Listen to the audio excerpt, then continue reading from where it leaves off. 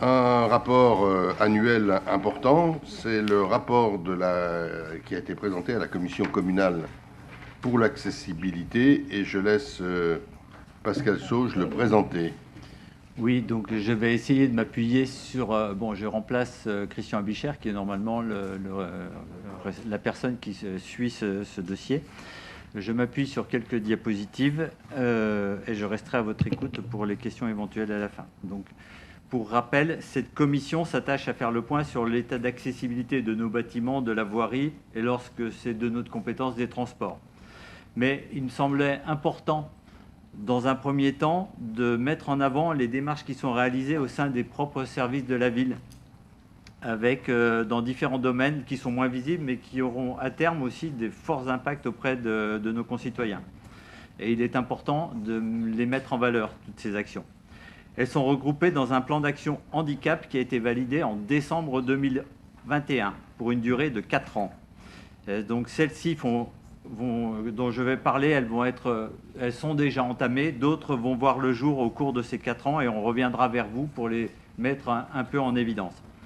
Donc le premier service sur lequel je voulais insister, ce sont les services communication les services publics numériques ont l'obligation d'être accessibles de façon équivalente à tout citoyen, qu'il soit ou non en situation de handicap. Et quand on parle de handicap, c'est visuel, auditif, moteur, troubles dysfonctionnels, etc. Et jusqu'à présent, nous n'avions pas notre site internet en conformité. Et paradoxalement, depuis novembre 2021, notre site internet est conforme car il répond à la première obligation réglementaire de dire qu'il n'est pas conforme, justement. C'est tout le paradoxe. Le fait qu'on le stipule fait en sorte que... alors je vous invite, si vous allez sur le site internet de la ville, en bas de la première page, il y a la mention non conforme. Vous cliquez dessus et vous verrez par contre toutes les actions que la ville a commencé à entreprendre, et simplement elle est non conforme en termes de site internet parce que l'audit de conformité n'a pas encore été réalisé. Mais vous retrouverez un certain nombre d'actions qui sont déjà en place, et entre autres la création progressivement d'un chapitre qui sera dédié à l'accessibilité. Depuis ce début d'année 2022, il y a eu aussi une deuxième étape avec la formation du personnel et des élus. Je tiens aussi à insister que les élus sont partie prenante du projet parce qu'ils sont amenés à rédiger un certain nombre d'articles aussi, afin de sensibiliser aux enjeux et aux différentes étapes pour mettre à jour le contenu du site et respecter le cadre réglementaire. Le service communication a organisé ses premières formations en mars 2022 et il y en aura d'autres tout au long de l'année pour qu'on puisse progressivement faire en sorte que notre site internet soit conforme. D'autre part, il est important d'insister sur le fait que les services recherchent des outils pour améliorer l'accueil téléphonique des personnes malentendantes. C'est quelque chose qui est relativement difficile à gérer et donc on est en train de rechercher des outils adaptés. Le deuxième service sur lequel il y a énormément de choses qui sont en train de se mettre en place, c'est le service éducation, et entre autres auprès des animateurs et des ATSEM. Il y a eu la mise en route sur 2021-2022 d'un programme de sensibilisation et de formation pour les personnels d'animation. Cette formation était intitulée « Accueillir les enfants à besoins particuliers ». L'objectif donc consiste à mobiliser ces personnels à s'investir dans cette démarche structurée d'accueil d'enfants à besoins particuliers.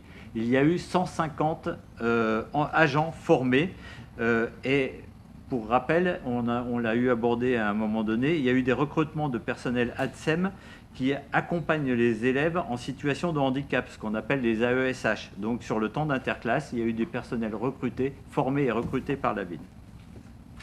Au niveau de la petite enfance, des structures de petite enfance, il y a une convention entre le Centre d'action médico-sociale précoce, qu'on appelle le CAMPS, et le Centre médico-psychologique, le CMPI, et les services de la petite enfance. L'objectif est d'orienter les jeunes enfants vers les structures spécialisées afin d'établir un diagnostic. En retour, ces structures peuvent placer prioritairement un enfant dans les crèches de la ville. Également, il y a des accompagnements et des conseils avec une psychométricienne auprès des équipes de la petite enfance. Enfin, un quatrième service mis en avant, c'est le service toute la politique de ressources humaines avec le service prévention des risques qui accompagne les personnels municipaux porteurs de handicap afin d'obtenir une reconnaissance de qualité de travailleur handicapé, les RQTH, et prendre en compte les aménagements des postes éventuels nécessaires au maintien dans l'emploi. À ce jour, la ville d'Annemasse a 42 agents reconnus comme travailleurs handicapés, dont 5 nouveaux agents au cours de l'année 2021. Voilà, concernant les différents services autres que ceux bâtis et voiries, mais il me semblait important de les mettre un peu en valeur, et le travail ne fait que commencer.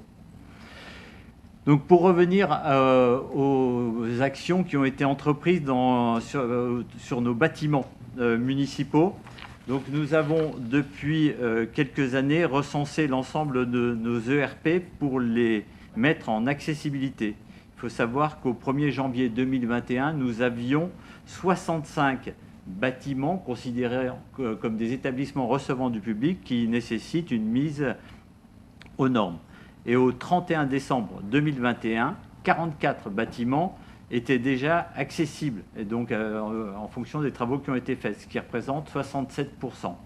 La plupart des travaux sont des mises en conformité, tournent autour des équipements sanitaires, des améliorations sur les escaliers, sur la largeur des portes, sur les éclairages, sur les installations d'ascenseurs éventuellement, ou des visiophones. L'objectif pour cette fin 2022, c'est de parvenir à 80% des bâtiments accessibles. Vous avez sur la diapositive qui va suivre un certain nombre de bâtiments sur lesquels on a programmé des actions pour cette année 2022. Je les reprends rapidement. On est en train d'aménager la maison de santé, et donc il y a tout un travail de création et de mise en conformité. La réhabilitation et l'extension du gymnase des Hutins, qui a été rasé complètement et est en train d'être construit. L'étude d'un ascenseur pour le gymnase Salaz, parce que si vous le savez, il y a 2 niveaux entre les tribunes et donc l'accès et la salle en bas. La poursuite de la mise en accessibilité de tous les bâtiments scolaires. On en a déjà fait un certain nombre, il en reste quand même quelques points à améliorer. La mise en accessibilité de Martin Luther King, l'accessibilité de l'église Saint-André et le réaménagement des vestiaires et la mise en accessibilité du gymnase Jean Mermoz. Donc pour l'année 2022, nous avons inscrit au budget primitif 300 000 € pour assurer l'ensemble de ces travaux d'accessibilité. Sur le dernier point sur lequel je voudrais venir, c'est tout le travail qui a été mené au niveau de la voirie et des espaces publics. En 2021, nous avons fait appel au bureau d'études Infrapolis, qui a été mandaté par la ville pour établir un état des lieux général des conditions d'accessibilité aux espaces publics pour les personnes à mobilité réduite. Donc ça représentait une équipe de 2 personnes qui a parcouru l'ensemble de la ville à pied, je dis bien l'ensemble de la ville, pendant 16 jours à 2, ce qui représente un cheminement piétonnier de 42 km sur notre ville. Donc ce n'est pas neutre, et donc ils ont pu travailler sur le cheminement piétonnier avec une possibilité de faire un point sur les degrés de gêne évalués aussi bien au niveau auditif, mental, visuel, moteur, sur une échelle de 1 à 3, donc soit une gêne mineure, moyenne ou majeure. Vous voyez mineur, majeur, vous les avez là-bas. Donc on a recensé aussi, il y a eu un travail qui a été fait sur l'ensemble des passages piétons, 600 passages piétons sur la ville d'Annemasse qui ont été recensés, photographiés et étudiés. 70 escaliers sur l'ensemble de la ville et 150 places PMR, donc en stationnement réservé, qui ont été étudiées aussi. Donc vous avez, dans votre dossier que vous avez reçu, vous avez l'ensemble des résultats de ces études-là. Il faut savoir que chaque rue a fait l'objet, donc c'est l'objet de la diapositive suivante, a fait l'objet d'une fiche très spécifique, donc chaque rue, chaque point détaillé. Donc il y a eu 1200 fiches avec 4800 prises de vue de difficultés éventuelles, qu'elles soient mineures ou majeures, sur l'ensemble de la ville. Donc ce sont ces éléments, donc ces 1200 fiches nous servent maintenant de support pour pouvoir mettre en place un certain nombre d'actions. Il ressort de cet état des lieux que l'accessibilité piétonne et PMR de la ville d'Annemasse, même si on peut toujours l'améliorer, est en l'état plutôt satisfaisante. Et donc, elle peut être aisément améliorable en de nombreux endroits du fait de la configuration générale favorable des voiries publiques, c'est-à-dire qu'on a une ville relativement plane. L'état des lieux constitue une base à prendre en compte dans nos opérations systématiques dès le moment où on est amené à intervenir sur la voirie. La continuité piétonne est globalement satisfaisante. Les principales gênes sont d'ordre des défauts de surface, c'est-à-dire que le goudron est relativement abîmé, ou autrement on a des... parce que certaines sont assez vieillissantes, mais on a aussi des chantiers. Donc on remet ces rues, et c'est ce qui est en train de se faire sur la route des Vallées en ce moment. Et puis on a énormément aussi de soulèvements racinaires, vu qu'on a une ville qui est assez verte. Donc les parcours piétons se dégradent, et surtout et principalement, c'est pour ça qu'on a énormément, si on revient sur la diapositive précédente, 1200 points qui sont à revoir au niveau d'Orange, là, 161 points, et en moyenne 1224. C'est surtout principalement sur la zone de la zone commerciale Z Mont-Blanc, donc qui est aussi travaillée avec l'Aglo, en partenariat avec l'Aglo. Donc là, il y a des travaux qui sont prévus sur 2022 et 2023 sur cet espace-là. C'est là où on retrouve la principale difficulté. Et puis un peu sur le brouhaha. Voilà. Pour terminer, donc, dès 2022, des programmations d'action simples pour améliorer le cheminement, des panneaux de signalisation à rehausser, parce que nos panneaux signalant les eurodateurs sont trop bas, donc il faut les relever. Des suppressions d'obstacles faciles à déplacer aussi, des défauts de trottoir, des revêtements défectueux.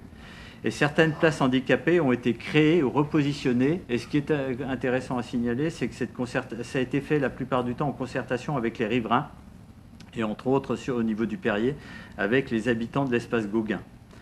Donc par rapport à des comparaisons de villes de configuration similaire, en taille et en densité, Annemasse est considéré comme étant relativement accessible. Voilà. Le travail qui a été réalisé par les associations telles que UDAPI 74 et Espace Handicap fait remonter des dysfonctionnements sur des équipements n'appartenant pas à la ville, comme la gare, comme la maison de la mobilité ou les quais de bus. Et c'est la ville qui intervient pour améliorer, servir de courroie de transmission, et travaille avec les organismes, entre autres avec l'Aglo, sur un certain nombre de points sur les quais de bus. Donc on fait remonter les informations. Pour avoir participé aux différentes réunions avec les associations de personnes en difficulté, il faut insister sur le fait qu'on est passé du cadre réglementaire qu'on respecte à chaque fois à un confort d'usage. Et c'est important de le signaler, c'est qu'on va quasiment systématiquement au-delà de la réglementation, et entre autres au niveau des passages piétons, où la réglementation nous autoriserait à avoir une hauteur de 2 cm, mais si on prend le fauteuil de M. Jamel, il ne passerait pas. Donc les passages piétons sont systématiquement mis à niveau de la rue pour pouvoir passer. Voilà. Et puis un dernier point, et je m'arrêterai sur ce point-là, c'est qu'on est en train de travailler sur 2 parcs, le parc Eugène Maître et le parc Minal-Racine, et on a la volonté très forte de faire de ces 2 parcs des aires de jeu avec des jeux inclusifs, et entre autres Eugène Maître, on voudrait que la plupart des jeux soient totalement inclusifs. Voilà. Donc on est en train de travailler à se rapprocher du département pour essayer d'avoir des aides qui nous permettraient d'avoir l'intégralité de ces parcs en jeux inclusifs. Voilà. Merci de votre attention, et je suis... Merci pour cette présentation très, très complète.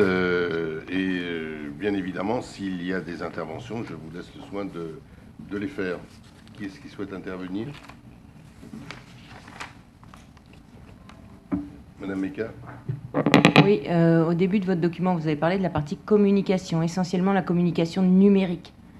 Il y a aussi tout le travail à faire au niveau de la communication écrite, Oui. Étant donné que... Falk. Oui, c'est ça, toute la méthode Falk est à mettre en place, c'est qu'elle n'est pas du tout actuellement en place. Si je regarde ce petit fascicule qu'on a dans les mains, ben, je pense que ça, c'est pas adapté du tout. Donc il y a un gros travail à faire au niveau communication, de façon à faire évoluer l'accès facilité aux personnes qui ont un handicap pour la lecture des documents. Nous avions déjà commencé à travailler il y a quelques années sur voir les possibilités qu'on avait pour le gym, pour adapter un certain nombre d'articles au niveau de FAL. Là, donc, il va y avoir des formations, parce que c'est pas facile à écrire en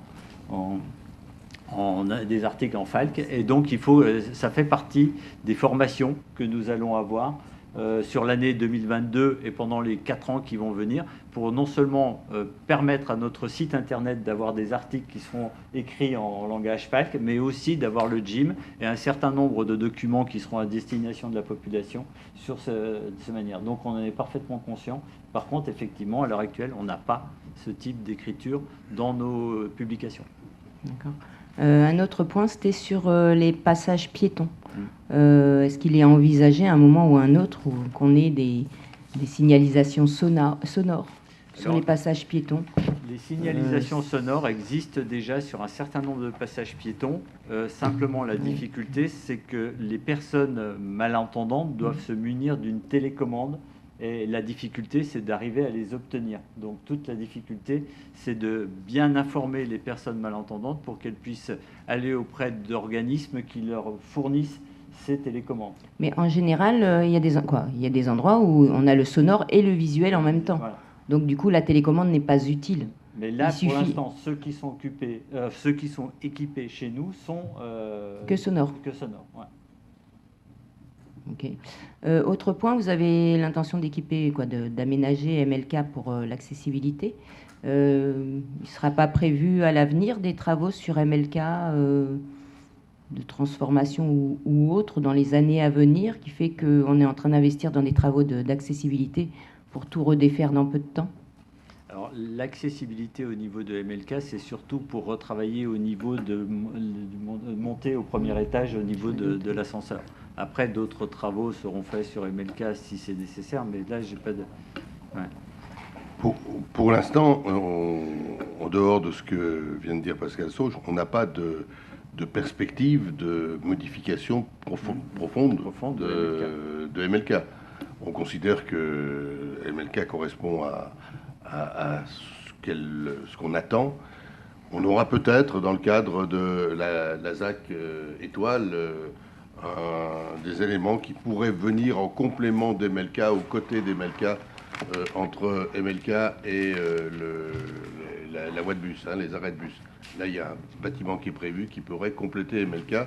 Et à ce moment-là seulement, on pourrait imaginer un lien, mais on ne le fera pas avant la réalisation de ce bâtiment. Et la réalisation de ce bâtiment est prévue pour 2026. Oui, donc c'est à ce moment-là qu'on se posera la question de modifier MLK si nécessaire. Nous n'avons rien. Pour l'instant, dans la PPI, on n'a rien. Pour l'instant, il n'y a rien. Madame Boucher. J'avais une question sur le FALC et donc j'ai eu la réponse. Mais la deuxième chose que je voulais dire, je suis vraiment impressionnée par la quantité de travail qui a été réalisé avec toutes ces fiches, ce parcours de la ville, vraiment par des gens spécialisés. Enfin, je trouve que c'est un gros travail qui m'impressionne. Voilà. Madame Niemann. Oui. Effectivement, concernant le FALC et les publications, notamment le GIM, c'est un vrai sujet. Le GIM, quand vous le lisez, vous voyez effectivement qu'il y a beaucoup de communication qui est faite, puisqu'il y a beaucoup d'informations et d'actualités en masse à communiquer. Et pour le numéro du mois de juillet, on intégrera une rubrique en langage FALC. Ce sera le début, en espérant qu'on puisse le faire peut-être sous d'autres supports ou le généraliser. Mais en tout cas, c'est une préoccupation et un travail qui est mené, comme l'a précisé Monsieur Sauge. Merci. Madame Saillet. Oui, pour répondre à Madame Maïka, nous sommes en train de réaliser un schéma directeur immobilier de l'énergie avec l'ADEME. On a été lauréat, on en avait parlé, me semble-t-il, à un conseil municipal ou une commission d'urbanisme. Donc, en fait, ce travail et cette étude effectuée va nous permettre justement de voir quels bâtiments sont prioritaires pour une rénovation. Voilà, une rénovation que l'on imagine évidemment thermique, mais ça peut évidemment être sur d'autres bases. Voilà. Merci. Madame Lachenal. Oui, je voulais rajouter également à ce qui a déjà été dit par mes collègues, le fait que la préoccupation notamment du langage simplifié est une préoccupation générale de l'ensemble des services et qu'aujourd'hui elle fait partie d'une d'un travail transversal mené par l'action sociale et solidaire avec les autres services compétents. Donc c'est une préoccupation qui va produire ses fruits dans les mois à venir. Monsieur Djadel. C'est dommage que la société que la mairie a demandé pour faire les 42 km, ils ont fait 42 km à pied. Oui. Ils auraient pu prendre une personne, mettre quelqu'un en fauteuil roulant et prendre une personne aveugle. Ils auraient été plus aptes à dire vraiment les défauts que eux-mêmes, les deux personnes valides à noter.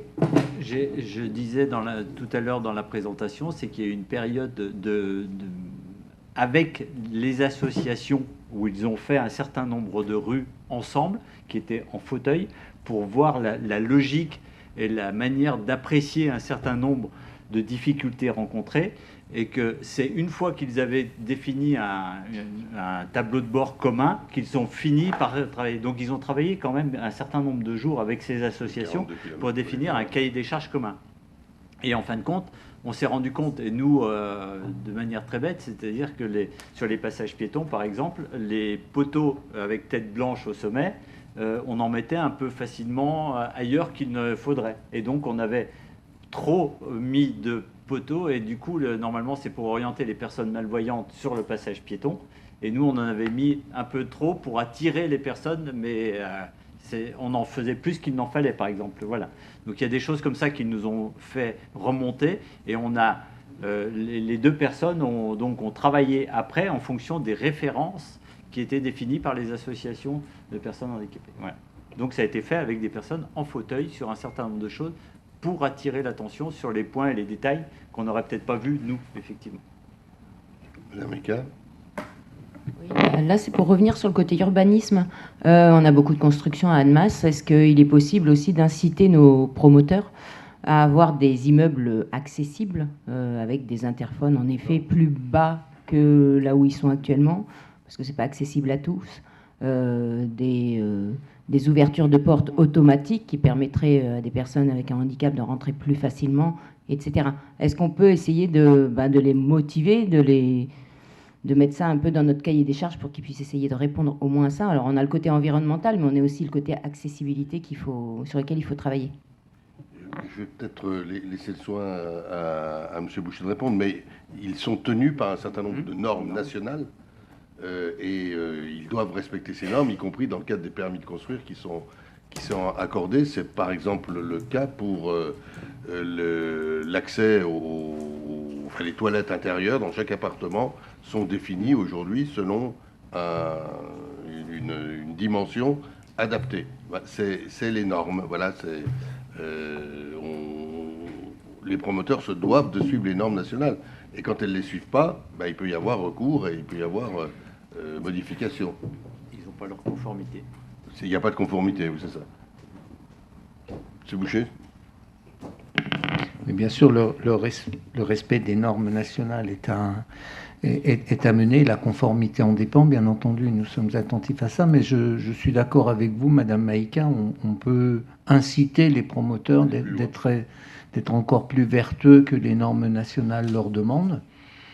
Je pense qu'il nous faut réfléchir. J'étais hier en conférence avec mes homologues d'Annecy et de Chambéry sur un certain nombre de sujets, et notamment ce qu'a fait Annecy, donc qui a communiqué autour très récemment d'un référentiel du bien construire qu'il vient de mener, et je pense que c'est quelque chose vers lequel nous devons aller, nous aussi, avec un certain nombre de domaines, dont ce domaine-là. Et je pense que c'est des choses à avancer avec les promoteurs, vous avez raison. Pas d'autres interventions? Je vous remercie pour ces échanges qui ont bien complété le rapport présenté par Pascal Sauge. Merci. On doit non, on prend acte, il n'y a pas de vote, on prend acte de ce rapport.